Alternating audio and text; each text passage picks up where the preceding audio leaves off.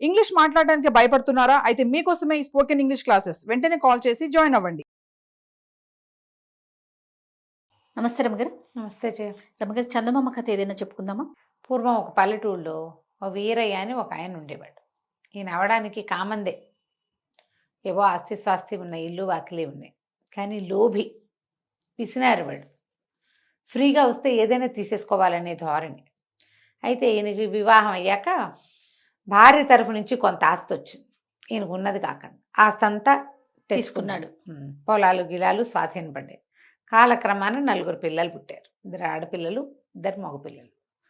అయితే ఈ పిసినాడతనం, ఈ లోభి ఎవరికి పెట్టడు, అన్నీ నాకే కావాలి, ఖర్చు పెట్టడు.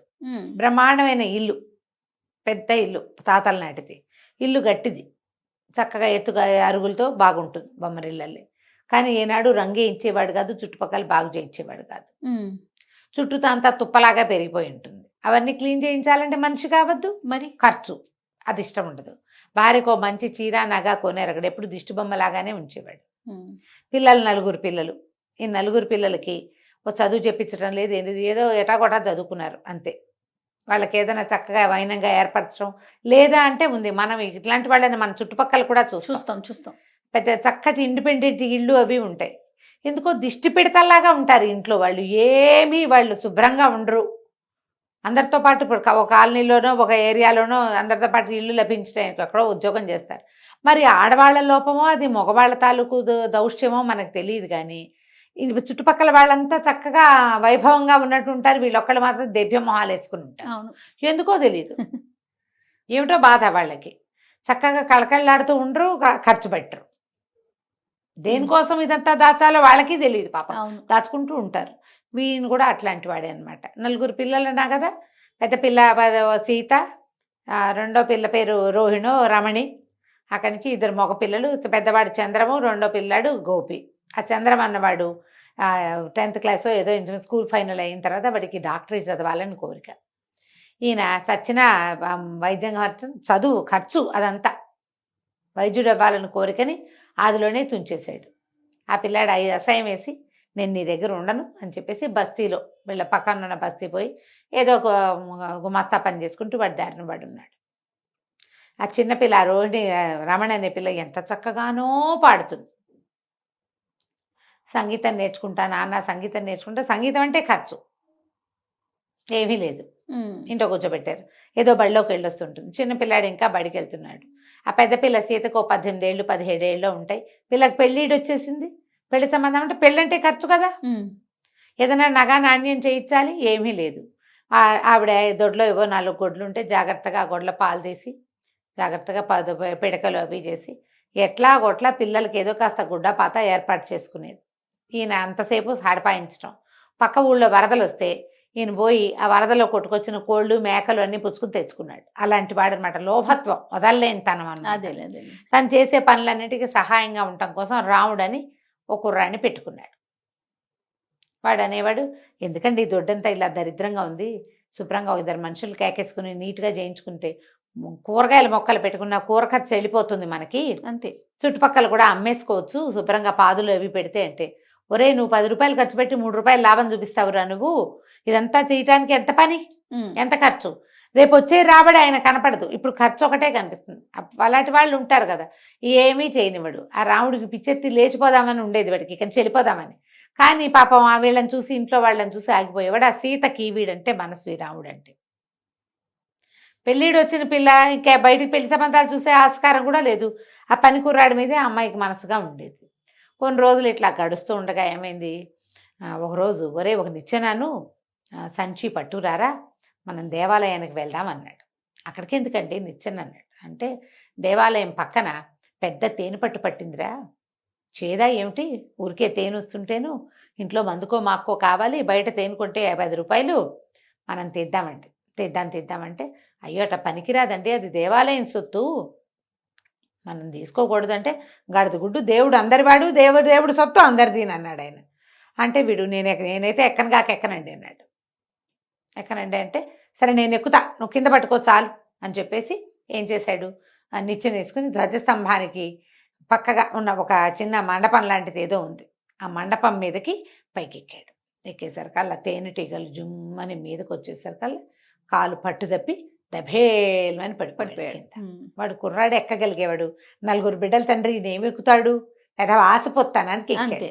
పడేసరికల్లా తలకిందులు కాబట్టి తలకాయ పగిలినంత పని అయింది. పగిలింది. ఎట్టగొట్ట మోసుకొచ్చాడు ఇంటికి. రాముడే మోసుకొచ్చిన తర్వాత ఏముంది, మూలబడ్డాడు ఈయన.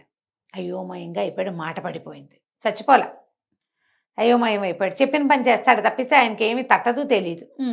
వైద్యుడు వచ్చి కట్టుకట్టాడు, అదేదో చేశాడు. కొంచెం మతి రావటం కష్టం రా, సమయం పడుతుంది, అసలు వస్తుందో రాదో, ఈయన ఇట్టాగే సాక్కోవాలి మీరు అన్నాడు. ఇలా బోది బొమ్మన్నారు పిల్ల జల్ల. ఏం చేస్తారు? అక్కడి నుంచి వీడేం చేశాడు చూస్తే, ఇంట్లో ఎవరున్నారు, పెద్ద అబ్బాయి ఏమో ఎక్కడికో వెళ్ళిపోయాడు. ఇక మిగిలింది 2 ఆడపిల్లలు, ఒక చిన్న పిల్లాడు, పెద్ద ఆవిడనేమో దిష్టి పెడతలా ఉంచాడు. ఆవిడకి ఏ వ్యవహారమో తెలియదు. వీళ్ళకి బోళ్ళు పొలాలు ఉన్నాయి. ఏదైనా పని చేయటానికి ఈయనకి ఖర్చు పెట్టడం ఇష్టం ఉండదు. రాబడి వస్తుంది రేపు, కానీ ముందు ఖర్చు పెట్టడం ఇష్టం లేక కొన్ని పొలాలు బీడు కూడా పెట్టాడు. అయ్యో. అక్కడి నుంచి వీడేం చేశాడు, అమ్మగారు ఈయనపెట్టి తెరవండి ఏమున్నాయో చూద్దామని ఈయనపెట్టి తెరిస్తే కాస్త డబ్బు కనపడింది. సరే డబ్బులు తీసి బయట పెట్టండి, ఏర్పాటు చేసుకుందాం మనం. ఈయన ఇట్టా ఉన్నాడు, మన కథ ఎట్టా, ఆయన ఎట్టగా నడుపుతున్నాడో మనకు తెలియదు. సరే అక్కడి నుంచి ఏం చేశాడు, కౌలుదారులను ఒక 2 కేకేసుకొచ్చి అమ్మగారు ఎదురుగుండానే మాట్లాడించి పొలం కౌలుకి ఇచ్చేశాడు మొదట. అక్కడి నుంచి దొడ్డి వాకిలి శుభ్రంగా బాగు చేయించాడు. అందరూ ఇంటిలి పాదిని పనిలో పెట్టాడు. అందరూ మొక్కలు కొట్టేద్దాం, ఈ దొడ్డంతా బాగు చేసుకుందాం. అయ్యగారు లేడు, మన దగ్గర 4 డబ్బులు ఉన్నాయి, రేపేం వస్తుందో తెలియదు, తినాలి మనం. ఆయన మెయింటెనెన్స్ చేసినట్టు కాదు, మన మెయింటెనెన్స్ వేరేగా ఉంటుందని మొత్తం దొడ్డి వాకిలి ఇల్లు శుభ్రంగా బాగు చేయించేశాడు. అక్కడి నుంచి పాదులు తవ్వి అందరితోటి విత్తనాలు కూరగాయలు పెట్టించాడు. 3 నెలలు తిరిగేసరికి వచ్చేస్తాయి కూరలు. ఎంతలోకి వస్తాయి? బీరపాదు పొట్లపాదు అవి అయితే అసలు 2వ నెలకే కాపు వచ్చేస్తుంది. చక్కగా కూరలతో కళకళ్ళాడేలాగా చేశాడు దొడ్డంతా. ఇంట్లో శుభ్రంగా కూరలు దొరుకుతున్నాయి. పిల్లలు అంతకుముందు ఏడుచి మొహాలు వేసుకుని ఒక్కిల్లాగా ఉండేవాళ్ళు. నుంచి కూరగాయలు అమ్మితే కూడా డబ్బులు వస్తున్నాయి. అక్కడి నుంచి 4 గొడ్లు ఏవో ఉన్నాయి, ఇంకో 2 గొడ్లను పెంచాడు, ఇంకో పాలేరుని పెట్టాడు. వాడు పాలు తీస్తాడు, పాలు బయట పోస్తారు, పాల మీద డబ్బులు వస్తున్నాయి. ఇల్లు ఇంత దరిద్రంగా ఉంది, మనకేమి ఇంత డబ్బులు వస్తుంటే ఇల్లు ఇట్లా ఉండటం ఏమిటి, ఇల్లంతా బాగు చేయించేసేద్దామని ఇల్లు అన్ని పక్కల బాగు చేయించి శుభ్రంగా వెళ్ళేయించి పెంకులు సరి చేయించి నీట్గా చేసి పెట్టాడు. సరే ఈ కూరగాయలు పండుతున్న కాలంలోనే ఎవరో పట్టణంలో వీళ్ళ బాబుగారు చంద్రం బాబు అక్కడెక్కడో ఉన్నాడని తెలిస్తే అక్కడికి పోయి తీసుకొచ్చాడు. బాబు నీకు కావాల్సింది చదువుకుంది, కానీ ఎలాగో మనం పొలం కౌలుకి ఇచ్చాము, డబ్బులు వచ్చేస్తాయి, నువ్వు చదువులో చేరిపో, వైద్య వృత్తి ఎక్కడ చేరుతానంటే అక్కడ చేరు, నేను ఖర్చు పెడతా అని చెప్పి సరి చేశాడు. అక్కడి నుంచి చిన్నపిల్లకి ఏం చేశాడు, అది కూడా 9th or 8th క్లాస్ అయ్యింది. ఈ 8th క్లాస్ అయిన పిల్లకి ఓ సంగీత మాస్టర్ని పిలిపించి పాఠం చెప్పించడం మొదలుపెట్టాడు.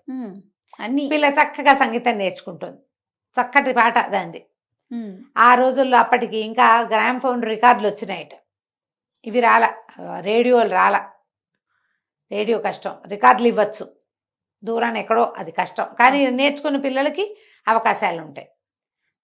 1 సంవత్సరం 6 నెలలు 8 నెలలు గడిచేసరికాల ఇంటి ఆసామి గారి భార్య మంది, ఆ వీరయ్య గారి భార్య, ఒరే నాయన పెద్ద పిల్లాడిని సెట్ చేసావు, పిల్లకి ఏదో సంగీతం వస్తుంది, చిన్నపిల్లకి ఆఖరి పిల్లాడు బళ్ళలోకి వెళ్తున్నాడు అనుకో, పొలాలు దొడ్లు అన్నీ సెట్ చేసావు, సీత సంగతి చూడాలరా, దాన్ని పెళ్లి చేసుకుని ఆయన నువ్వు, ఈయన సంగతి విని ఏ పై సంబంధము రాదు, ఇంట్లో పిల్లవాడివి, నువ్వు ఉన్నావు కాబట్టి బతుకున్నావు, లేదా నువ్వు గనక లేకపోతే వాడు లేచక్కపోయి ఈయనటబడి ఉండి మేమేం చేసేవాళ్ళం, ఆడవాళ్ళం, పిల్లని పెళ్లి చేసుకోరా నాయన అంటే సరే పెళ్లి చేసేసుకున్నాడు. ఏడాది తిరిగేసరికి అసలు ఆ సీతకు కొడుకు కూడా పుట్టాడు. మొత్తం మీద 3 నెలలు కలిసి 4వ ఏడు పడింది. సరే ఏమైంది, ఒకరోజు చేలోంచి కౌలుదారులు తెచ్చి బస్తాలు తిప్పారు వాకిట్లో. దింపితే మరకేసుకెళ్ళి కొన్ని వడ్లు మరపట్టించుకొద్దామని ఈ వీరయ్య మతిపోయి ఉన్నాడు కదా, ఇప్పటిదాకా ఆయన కూడా గుప్పులు తవ్వాడు, ఆయన కూడా సున్నం వేసేటప్పుడు గోడకు సున్నాలు వేసాడు, పెంకులు సరి చేశాడు. ఏదైనా పని చెప్పు అని రాముడు పని చెప్తే చేస్తాడు, మాట లేదు, అన్నం పెడితే తింటాడు. వేళకి ఆయన్ని పోషించారు వీళ్ళు, తండ్రిగా పోషించుకున్నారు శుభ్రంగా. ఆయన బాగానే ఉన్నాడు, హెల్తీగానే, కానీ మతి లేదు, మాట లేదు. సరే ఏం చేశాడు, ఈ బస్తాలు ఈ వీరయ్యని పట్టండి అయ్యగారు అని సాయం పట్టించి ఒక 20 బస్తాలు బండికేసి పైన కూర్చోండి నొగ మీద, మనం వెళ్ళి మరకెళ్ళి పట్టించుకుందాం. పిండి మర ఆడిస్తారు కదా ఈ ధాన్యాన్ని, అప్పటికి మరలు వచ్చినాయి. మరకేసుకెళ్తుంటే ఏమైంది, ఆ పై బస్తా ఎట్లాగో కదిలిపోయి ఈ వీరయ్య గారు కాస్త బండి మించి దబేల్మని కింద పడ్డాడు. పడ్డం అది ఎక్కడ పడ్డాడు? బాగా దేవాలయానికి ఎక్కడో అవతల, అది ఎక్కడి నుంచి మన మరణించి తిరిగి వచ్చేటప్పుడు బియ్యం వేసుకొచ్చేటప్పుడు పడిపోయాడు. పిండి పిండి మరణకూడదు, ధాన్యం మరణించి వచ్చేటప్పుడు పడ్డాడు. సరే లేవదీశారు కదా. ఆయన అన్నాడు, ఒరే తేంటికలు కుట్టేస్తున్నాయిరా బాగాను అన్నాడు. మాట వచ్చేసింది. సరే అన్నాక, ఇది మరీ ఎత్తురా, ఇంత ఎత్తు నుంచి పడినా దెబ్బ తగలే సుమి అని అటు ఇటు చూసి తను గుళ్ళో లేదని తెలిసింది. ఎక్కడున్నానరా మనం అన్నాడు. ఎక్కడో ఉన్నానులేండి, బండి ఎక్కండి ఇంటికి వెళ్దామన్నాడు. బండి ఎక్కండి ఇంటికి వెళ్దామంటున్న వాడు 4 ఏళ్ల క్రితం రాముడు కాదు వీడు. అప్పటికి లేలేత నువ్వు మీసాలవాడు ఇప్పుడు కొంచెం బలిసాడు. ఏమిటి ఒక్క పూటలో వీడు ఇలా మారిపోయాడు అనిపించింది ఆయనకి. బండి ఎక్కాడు. ఎక్కిన తర్వాత ఏమిట్రా ఇవి అని ముట్టుకున్నాడు. బియ్యం లేండి అన్నాడు. ఇన్నోటి బియ్యం ఎవరికిరా అన్నాడు. మనకేనండి అన్నాడు. ఇన్ని బియ్యం తింటామా? 20 బస్తాలు వేసుకెళ్ళారు. ఏ 10 బస్తాలో వస్తాయి కదా వడ్లు బియ్యము. ఈ బస్తాలు 10 ఏం చేస్తారు వీళ్ళు? కావేసి పెట్టుకుంటారు, దాస్తారు. పాత్ర చేసేసి బియ్యం పాత్రలో పోసి మూత పెట్టుకుంటే ఒక్కోసారి కొత్త బియ్యం వాడుకునే లోపల పాత బియ్యం పాత పడిపోతుంది. ఇన్ని బియ్యం తినేస్తామా, ఇన్ని బియ్యం పట్టించామా మనం అని కేకలు పెట్టాడు. ఇంటికి వెళ్ళి చూద్దాంలేండి అన్నాడు. ఇంటి వైపుకి తిప్పేశాడు బండి. తిప్పితే వాకిట్లోకి వెళ్తుంటే, ఎవరిల్లురా లోగిలి ఎంతో బాగుంది, ముచ్చటగా ఉంది అన్నాడు. మన ఇల్లేనండి అన్నాడు. ఆయన అడుగుతున్నాడు, మన ఇల్లు ఏమిట్రా, మన ఇంటికి ఈ రంగులు ఎవరు వేయించారు అంటే, అవి వేయించుకున్నానులేండి. అక్కడి నుంచి వాకిట్లో ఆ సీత పిల్లాడిని ఎత్తుకుని అన్నం పెడుతోంది. ఎవరో అమ్మాయిలాగా ఉందిరా. ఎవరమ్మాయో, ఎవరో పెద్దింటి ఆడపడుచులాగా ఉంది, పిల్లాడు కూడా ఉన్నాడు, బాగున్నాడు రోయ్ అన్నాడు. మీ కూతురేనండి సీత అన్నట్టు. సీతకు పిల్లాడు ఏమిట్రా అంటే, 2 ఏళ్ళు అయిందిలేండి పుట్టన్నాడు. అక్కడి నుంచి గుమ్మలో దిగ్గానే లోపల నుంచి సంగీతం వినపడుతుంది. అయ్య బాబాయ్ ఎంత బాగా పాడుతుందిరా పిల్ల, ఎవరు అంటే, మీ పిల్లనండి, ఇచ్చిన పిల్ల. బాగుంది. ఆయన నిర్ఘాంతపోయాడు. లోపలికి వచ్చి చూస్తే ఇంకేముంది, పెద్దగా విశాలంగా ఉన్నాయి. అంతకుముందు చీకటి కొట్టులాగా పాడుగట్లు ఆడుకుంటూ అంతే బికామాయిగా ఉండేది ఇల్లు. ఇప్పుడు చూస్తే మొత్తం దొడ్డంతా పచ్చగా మొక్కలు, ఓ పక్క నుంచి అంబారావాలు వినపడుతున్నాయి, ఆవులు, దేదీప్యమానంగా ఉంది. ఇంట్లోకి వచ్చేసరికల్లా పెళ్ళంగా అంతకు ముందు దిష్టి పెడతాలాగా ఉండే పిల్లలు నవనవలాడుతూ వంకాయలు చక్కగా ఉన్నారు. చంటి పిల్లాడిని ఎత్తుకుని, ఈ పిల్లని ఎవరికి ఇచ్చి పెళ్లి చేసావే అన్నాడు. నేనే చేసుకున్నానండి అన్నాడు రావుడు. నేనే చేసుకున్నాను అనేసరికి, ఈ కథ అంతా జరిగి ఎన్నాళ్ళు అయిందిరా అన్నాడు. 4 ఏళ్ళు అయిందండి. 4 ఏళ్ళు నేనేమయ్యాను అంటే, మెల్లిగా భార్య దగ్గర కూర్చుని దేవాలయంలో తేనె పట్టడానికి వెళ్ళిన రోజున పడిపోయారు, మీకు మతిపోయింది. వాడే ఇల్లంతా సంభాళించాడు, పిల్లని పెళ్లి చేసుకున్నాడు. పెద్ద పిల్లాడు వైద్యం చదువుకుంటున్నాడు, 4వ సంవత్సరంలో ఉన్నాడు. ఇంకో 2 ఏళ్ళు చదివితే వాడు వైద్యుడు అయిపోతాడు. ఇగో ఈ పిల్లని పెళ్లి చేసుకున్నాడు, దానికి సంగీతం చెప్పిస్తున్నాడు. వచ్చే సంవత్సరం దాన్ని ఎక్కడికో పై దేశం తీసుకెళ్ళి పాటలు పాడిస్తారట అని చెప్పి దీన్ని మాట్లాడకుండా ఉండిపోయాడు. తర్వాత ఇంక ఇంటి పెత్తనం అడగల, వాడే బాగా చేస్తున్నాడు, అర్థమైపోయింది. ఆయన తనకు అన్నీ ఉన్నా తను ఏనాడు అనుభవించల. అప్పుడు ఆయనకి మొహం కడుక్కుంటే అద్దంలోకి చూస్తే తెలిసింది, అద్దంలో కనపడే మనిషి తను కాదు, వాడెవడో. శుభ్రంగా ఉన్నాడు, ఎందుకంటే ఈ 4 ఏళ్లు బాగా నొక్కబెట్టి పోషించారు ఆయన. నున్నగా ఉన్నాడు, పిల్లలు నవనవలాడుతూ ఉన్నారు, భార్య శుభ్రంగా ఉంది, ఇల్లు కళకళలాడుతుంది. ఇంక ఈ పెత్తనం ఎందుకు నాకు వాడే సంభాళించుకుంటాడు ఎట్లాగోనని మాట్లాడకుండా ఊరుకున్నాడు. వాళ్ళ ఇల్లు మొత్తానికి గట్టెక్కిపోయింది. కంచికి మనం ఒక 4 ఏళ్ళు ఆయన పడుకునేసరికి అంతే మొత్తం మారిపోయింది. ఒక్కోసారి 4 ఏళ్ళు పడుకుంటే మొత్తం సర్వనాశనం అయిపోయే కథలు ఉంటాయి రమ్మగారు కదా.